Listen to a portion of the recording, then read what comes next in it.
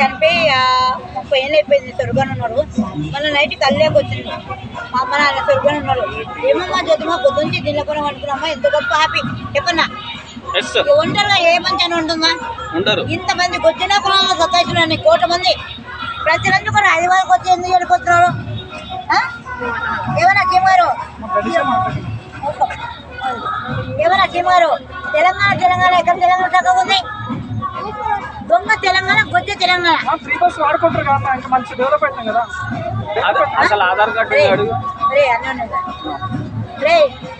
ఏమన్నా రేవంతనా ఎక్కడనే చెత్తకపోలు ఒక్క పోలినా కూడా తగ్గలేదే.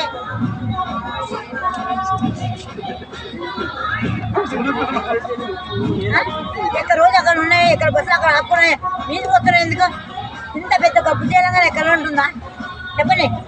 కళ్ళాల పుట్టిన జై శ్రీరామ అంటావు, అవసరం పట్టుకున్నావు. ఏదైనా నీకు సీఎం పదవికి నీకు సరిపోదు. నేను చెప్తున్నా ఫ్రెండ్గా, నువ్వు సీఎం 10 కలపడి చల్లగా ఉన్నాలని కోరుకున్నావు అన్నయ్య. కానీ మాట తప్పావు, మళ్ళీ తప్పినావు.